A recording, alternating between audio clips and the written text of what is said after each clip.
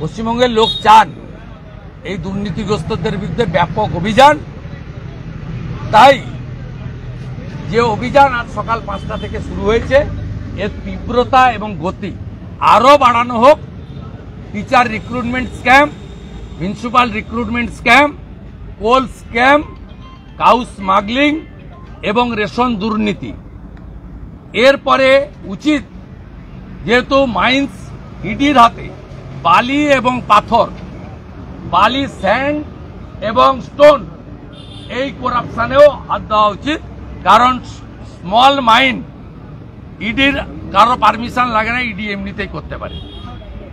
আরও ইডির দেখা উচিত 2020 সালে কোভিডের সময় পিএম কেয়ারের টাকা নিয়ে কোভিডে যে দুর্নীতি হয়েছে, কোভিডে যে ইকুইপমেন্ট পারচেজে দুর্নীতি হয়েছে, যে দুর্নীতির জন্য আলাপন বন্দ্যোপাধ্যায়ের তদন্ত রিপোর্ট মুখ্যমন্ত্রী চেপে দিয়েছেন, যে দুর্নীতির সঙ্গে যুক্ত তৎকালীন স্বাস্থ্যের জয়েন্ট সচিবকে পিএসসিতে বদলি করা হয়েছে।